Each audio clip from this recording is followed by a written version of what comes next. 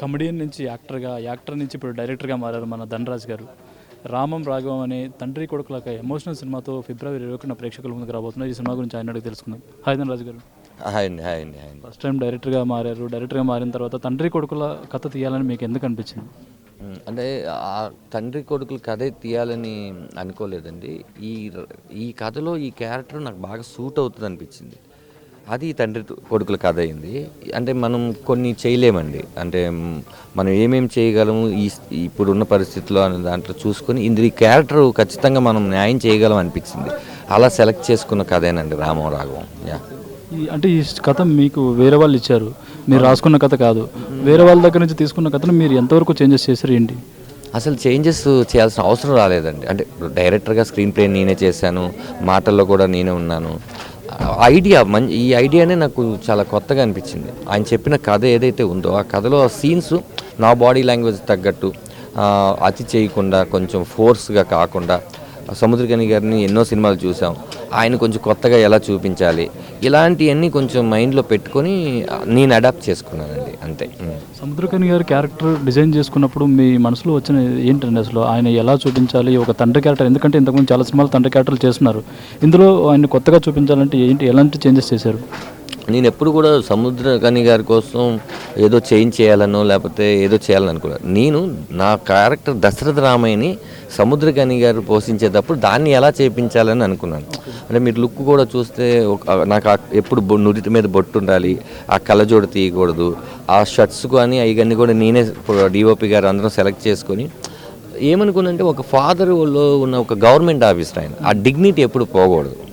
అందుకనే ప్రతిదీ దగ్గరుండి ఆ కేర్ తీసుకుని ఆయనకు ఒక్కసారి క్యారెక్టర్ ఇంజెక్ట్ చేసిన తర్వాత నుంచి ఆయన ఇప్పటి వరకు అదే క్యారెక్టర్లో ఉన్నారు. మీరు రేపు సినిమా చూస్తే త్రో అవుట్ సినిమా అంతా ఒకటే మూడ్లో ఉంటుంది అందరి క్యారెక్టర్లో అంతే. ఇంకా మనం చూసుకోవచ్చు సునీల్ గారి క్యారెక్టర్ పుష్ప 2 తర్వాత ఆయన విలన్గా చాలా సినిమాల్లో కనిపిస్తున్నారు. ఈ పుష్ప 2 తర్వాత పుష్ప 1 చూసిన తర్వాత మీకు అనిపించిందా మేము సునీల్ గారిని తీసుకొని అంతకుముందే అనుకున్నారు? కాదండి, ఈ క్యారెక్టర్కి ఆయన యాప్ట్ అండి.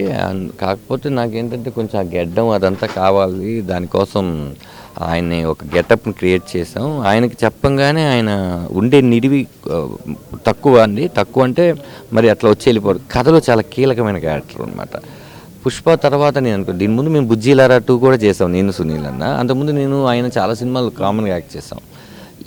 ఈ క్యారెక్టర్ ఆయన బాగుంటాడని నాకు ఫస్ట్ నుంచి అనిపిస్తుంది. అనగానే ఆయన డేట్లు దొరుకుతాయా లేదా అనుకున్న టైంలో మా ప్రొడ్యూసర్ గారు, మేనేజర్లు అందరూ ఒక సింక్లోకి వచ్చి ఆయన్ని అమలాపురం రప్పించి ఆయన క్యారెక్టర్ చెప్పగానే అరే ఇలాంటి కథలో నేను కూడా చేయాలి, మంచి కథ ఇది, నేను ఒక పార్ట్ అవుతున్నందుకు ఆనందంగా ఉందని అలా ఇది అయిందండి, అంతే.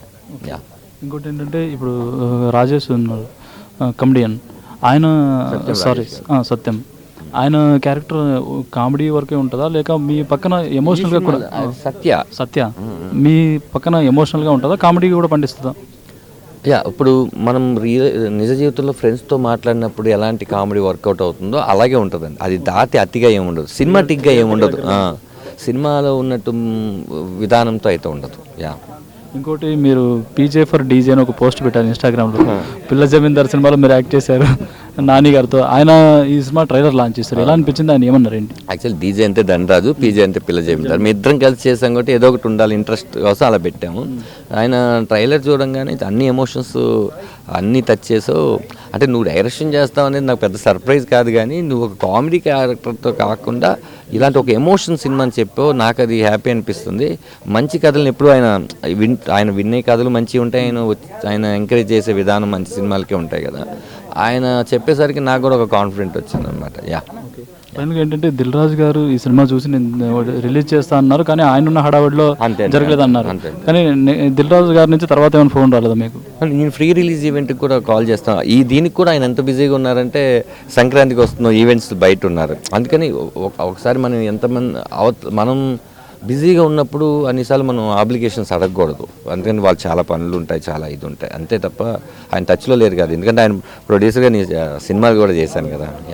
ఈ సినిమా ట్రైలర్ చూస్తుంటేనే సినిమా సక్సెస్ అవుతుందని అనిపిస్తుంది. ఈ సక్సెస్ అయిన తర్వాత డైరెక్టర్గా కంటిన్యూ అవుతారా లేదా? కాదని బట్టండి, కమెడియన్గా కూడా చేస్తాను. ఏదైనా మంచి వేషం ఉంటే చేస్తాను, లేదా ఇంకొక హీరో గారికి కథ చెప్పాల్సి వస్తా అంటే ఆయన కూడా నేను డైరెక్షన్ చేస్తాను. ఇక నేనేంటంటే ఈ సినిమా ఫిబ్రవరి 21 తర్వాత ప్రేక్షకులు చెప్పాలి నన్ను ఎక్కడ పెడతారో వాళ్ళు చెప్పాలి. యా, నేను డైరెక్షన్ చేస్తాను. విష్ ఆల్ ది బెస్ట్ అండి. Thank you.